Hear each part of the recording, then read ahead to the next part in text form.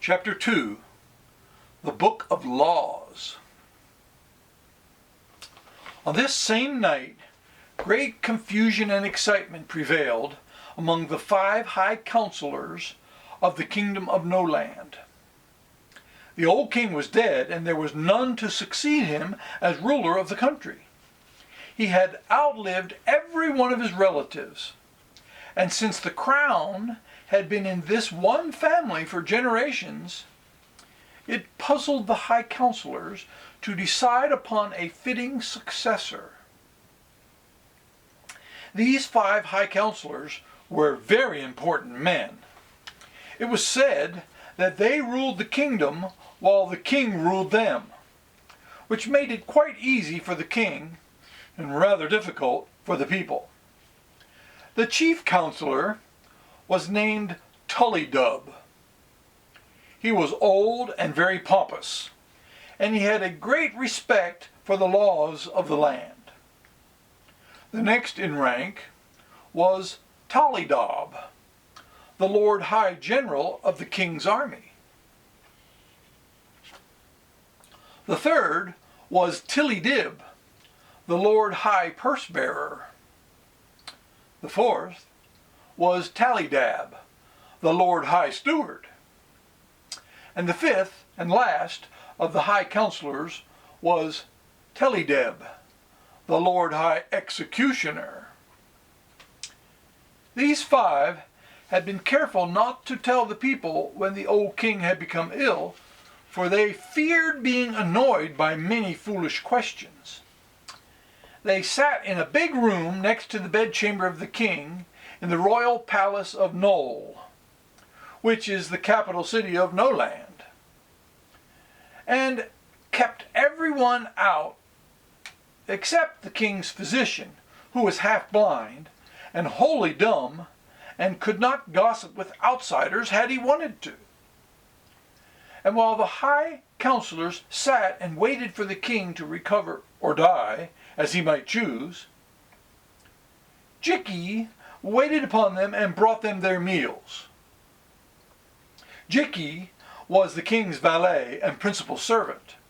He was as old as any of the 5 high counselors, but they were all fat, whereas ZIXI was wonderfully lean and thin, and the counselors were solemn and dignified, whereas ZIXI was terribly nervous and very talkative.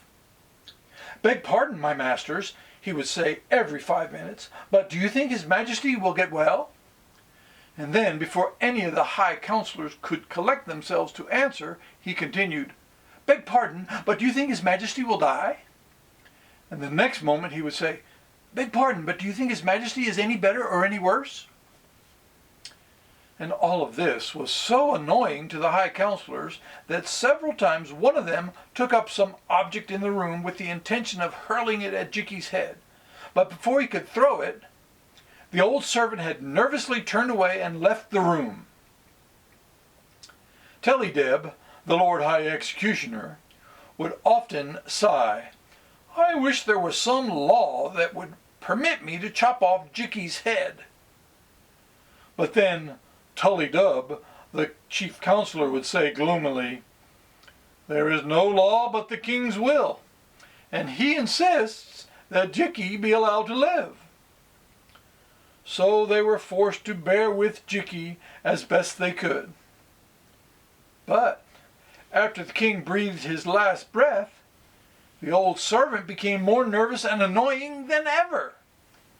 Hearing that the king was dead, ZIXI made a rush for the door of the bell tower, but tripped over the foot of Tollydob and fell upon the marble floor so violently that his bones rattled, and he picked himself up half dazed by the fall.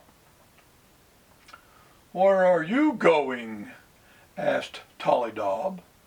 "To toll the bell for the king's death," answered ZIXI. "Well, remain here until we give you permission to go," commanded the Lord High General.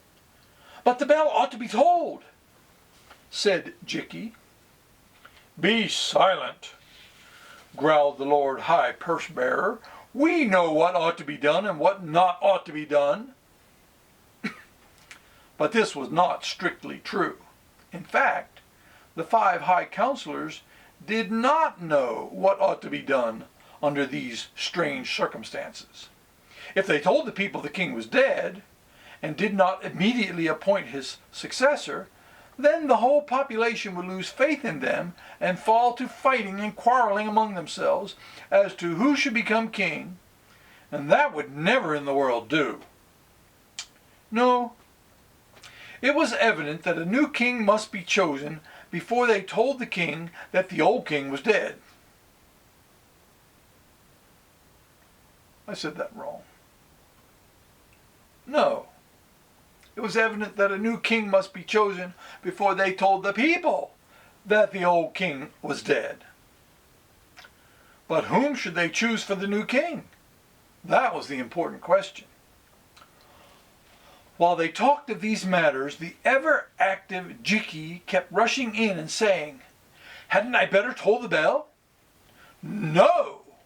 they would shout in a chorus, and then ZIXI would rush out again.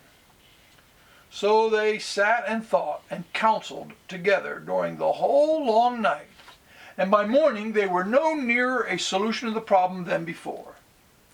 At daybreak, ZIXI stuck his head into the room and said, "Hadn't I better—" "No!" they all shouted in a breath.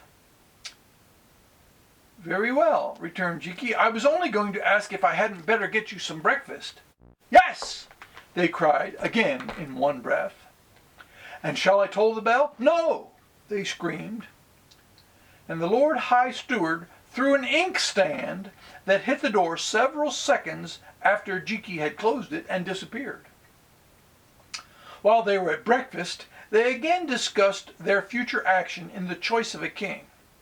And finally, the chief counselor had a thought that caused him to start so suddenly that he nearly choked. "The book!" he gasped, staring at his brother counselors in a rather wild manner. "What book?" asked the Lord High General. "The Book of Laws," answered the chief counselor. "I never knew there was such a thing," remarked the Lord High Executioner, looking puzzled. "I always thought the king's will was the law." So it was, when we had a king," answered Tullydub excitedly. "But this book of laws was written years ago, and was meant to be used when the king was absent, or ill, or asleep." For a moment there was silence. "Have you ever read the book?" then asked Tillydib. "No, but I will fetch it at once, and we shall see if there is not a law to help us with our difficulty." So the chief counselor brought the book, a huge old volume that had a musty smell to it and was locked together with a silver padlock. Then the key had to be found, which was no easy task. But finally the great book of laws lay open upon the table, and all the 5 periwigs of the 5 fat counselors were bent over it at once. Long and earnestly they searched the pages. But it was not until afternoon that Tullydub suddenly placed his broad thumb upon a passage and shouted, "I have it! I have it!" "What is it? Read it aloud!" cried the others. Just then, ZIXI rushed into the room and asked, "Shall I toll the bell?" "No!" they yelled, glaring at him. So ZIXI ran out, shaking his head dolefully. Then Tullydub adjusted his spectacles and leaned over the book, reading aloud the following words. "In case the king dies and there is no one to succeed him, the chief counselor of the kingdom shall go at sunrise to the eastward gate of the city of Knoll, and count the persons who enter through such gate as soon as it is opened by the guards. And the 47th person that so enters, be it man, woman, or child, rich or poor, humble or noble, shall immediately be proclaimed king or queen, as the case may be, and shall rule all the kingdom of No Land forever after, so long as he or she may live. And if anyone in all the kingdom of Knoll shall refuse to obey the slightest wish of the new ruler, such person shall at once be put to death. This is the law. Then all the 5 high counselors heaved a deep sigh of relief and repeated together the words, "This is the law." "But it's a strange law, nevertheless," remarked the Lord High Purse-bearer. "I wish I knew who will be the 47th person to enter the East Gate tomorrow at sunrise." "We must wait and see," answered the Lord High General, "and I will have my army assembled and marshaled at the gateway, that the new ruler of No Land may be welcomed in a truly kingly manner, as well as to keep the people in order when they hear the strange news."